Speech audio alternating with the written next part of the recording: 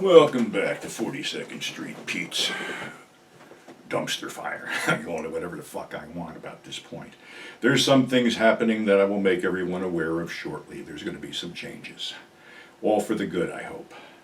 But anyway, we haven't really delved into the gutter now lately, have we? So why don't we talk about that monument to the masturbatory arts as coined by Screw Magazine, Show World Center. Show World Center was on the corner of 8th Avenue and 42nd Street. It was a 3-floor Scumatorium that had a small bookstore on the 42nd Street entrance and had 3 floors of film peeps, video peeps, live peeps, and the Triple Threat Theater on the 3rd floor, where sometimes a visiting porn star would make an appearance on weekends, jacking up admission for at least $2 or $3 over what it used to be. Now, originally that building was a bank and it was built undercover and unveiled somewhere, I believe, maybe the late 70s, I think. Could be wrong, but anyway. It was a state-of-the-art facility. Al Goldstein said it had a Fellini-like atmosphere. Well, actually it did. Music blared. You were urged to move along briskly by the change handlers.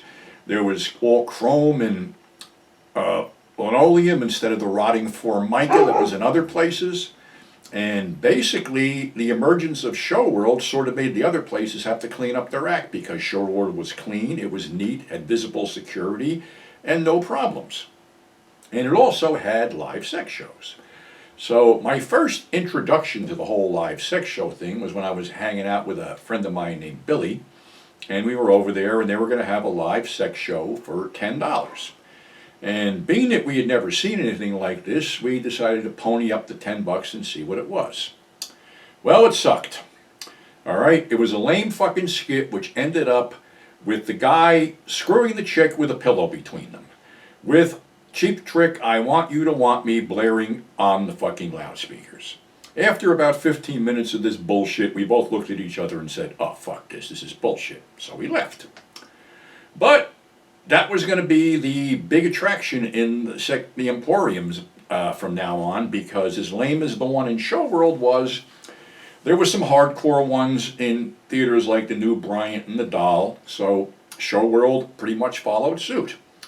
And the next time we went over there was with my buddy Matt. Originally it was supposed to be 5 of us, but that was started midweek, and by the time we got around to Friday night, it was only me and him. So we drove in, we had dinner at O. Henry's, we went to Max's Kansas City and saw this new band making the rounds, the Ramones, and then we went to Show World because in the Triple Threat Theater was going to be that night Samantha Fox, known porn star. And we went in, we grabbed seats, and of course there was some, interesting sucking and fucking going on, for lack of better words, with some live show people. Then Samantha came on, introduced by her live-in Bobby Astor, another porn performer. And she quickly stripped down and tossed her underwear into the crowd, which was quickly devoured by a group of old men. And within 12 to 15 minutes, the whole thing was over, and a bunch of Swedish erotica loops went on the monitors. Okay, it was what it was, and we went home. But of course, we'd be back, another little instance. A bunch of us used to go over in the early 80s. We call it porning out night. I was married at that point.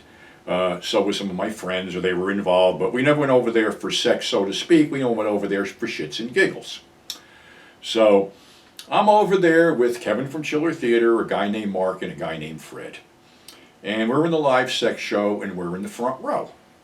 Well, I'm 6'2", and the front row between that and the stage was pretty cramped up.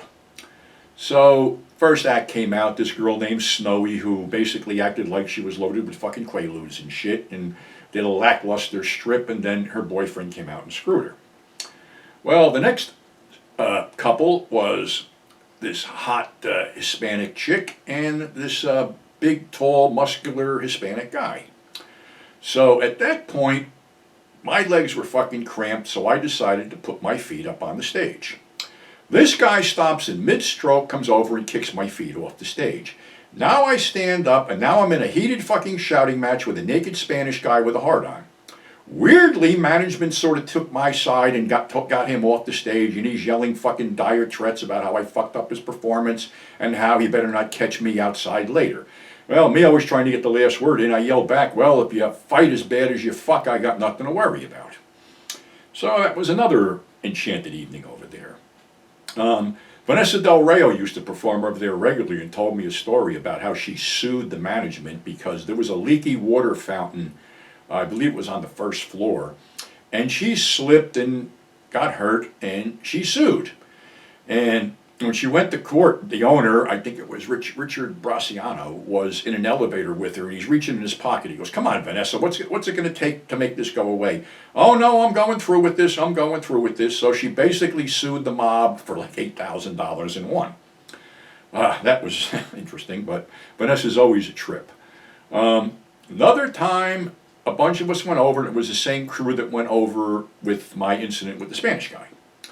Well, management decided to be smart and separate us. So me and Mark, the pot smoker, were on one side of the fucking theater, and Kevin and Fred were on the other side of the theater. Well, there was two chicks up there, and they were going down on each other, and there was this black dude and this Asian dude that looked like they had been there most of the day because they had a cooler full of sandwiches and beer. So they were muttering something, and all of a sudden this chick stopped and got up and looked over and goes, no, you're fucking my head up, shut up. So the black guy, with lack of tact, goes, just go back to eating her pussy. So, oh, no, she's screaming. Then it became another big fucking deal. Security came out. The chick that she was with was pretty much passed out. They carried her off the stage. The two idiots got a stern warning, and the next love couple came out. So that's how show world was back then. You know, you got into show world with $1, which you got 4 octagon-shaped tokens, which were usable in the peep booths. Usually you'd find these things all over the place in Port Authority parking lots, you know, near payphones and stuff like that, because guys didn't want to bring them home because their wives would be going through their pockets and find this wonderful shit. So it was all good. Show world held out until the 90s, but then it became pretty much a drug-addled fucking wrecked business where, you know, performers would go out and score whatever they were scoring and not come back to, you know, be on schedule and stuff like that. Eventually it was shut down and moved down the street. And the original show world became some kind of comedy club, I think, or something like that. The guy who owned it, Richard Brasciano, I believe his name was, also trained boxers. And that was his security. He had a bunch of these tough guys roaming around, and it was a very safe place because nobody pulled any shit, at least up until the time when crack and PCP and all the other shit was running wild and dancers were fucking ODing like crazy on stuff. So right now, I think it's only a shuttered memory. I don't even know if it exists. Last time I was over there was before I left for Ohio, and all it was just this big fucking place to buy cheap DVDs and a couple of the booths. So, like I said, Al Goldstein said it himself. It was a monument to the masturbatory arts. It even had that dial-a-doll thing. That was the first place to have it. You've seen that. If you've seen Hardcore, the George C. Scott movie, where there's a glass partition between you and the girl, and for $1, the partition slides up, and the chick tries to talk you into whipping it out and whacking off while you just feed dollars into this shit.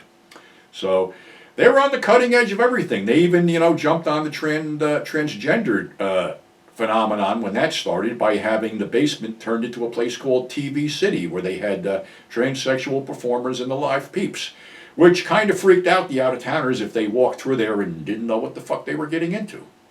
So that's our show for today. Like I said, there's some stuff in the works that's happening. I will let you know about that. It may be a lot easier to get my shit down the road than it is now. I'm talking about the stuff I publish and whatever. So until then, stay safe. Thanks for subscribing. Thanks for tuning in. And we'll catch you on the flip side.